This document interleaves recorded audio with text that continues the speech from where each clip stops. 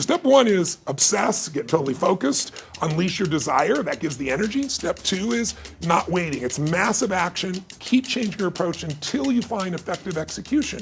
If you're running east looking for a sunset, I don't care how positive you are, you're not gonna see the sunset. It's the wrong strategy, right? It's just not gonna happen. So you gotta have a proven strategy, and you can get there faster, same way I've done it with these books, is saying, I could go this, or I could spend 4 years, interview 50 of the smartest people in the world, all billionaires that started with nothing, and find out what they did, and compress decades into days. That's really the purpose of everything that I do. So when you have that plan and keep changing your approach, I always tell people, how long would you give your average kid to learn how to walk?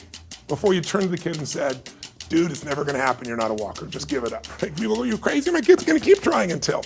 Well, that's really step two. You keep changing your approach until you find it. And then the third step to achievement really is, as simple as it may sound, if you're obsessed, you know what you want, you're taking massive action, maybe you modeled somebody, figure out the right action so you get there quicker, and you're executing, you still need a little grace.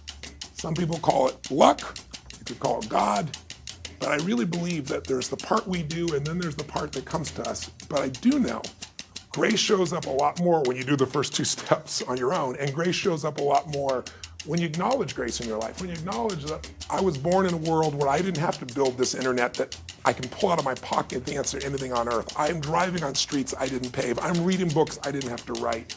That's the gift of our lives. And I think when we experience that grace, we don't just experience more achievement, but we start to experience more fulfillment. And grace not only affects your ability to get there, but it affects what you do and how you live once you are there. It really determines the quality of your life, because unless you live in a state of gratitude, I did an interview with Sir John Templeton, who, as you know, is one of the first billionaire investors and just a brilliant man. He came from nothing.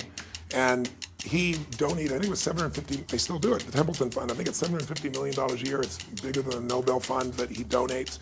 And one day I asked him, I said, what is the secret to wealth?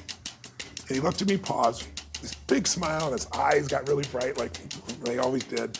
And he said, Tony, it's what you teach. I said, well, I teach a lot of things, which thing? And he said, gratitude. He said, because you and I, Tony, know billionaires that are miserable, and it's because they're not grateful for what they have. And we both know people have no money, seemingly, but they're so grateful for their health, for their husband, for their wife, for their children. They're so grateful to God, they're so grateful for their life that they're rich. So I think it starts with that gratitude. It starts with that connection to grace, as simplistic as that sounds. And so it's not enough just to have your financial plan. You have all the money and be miserable.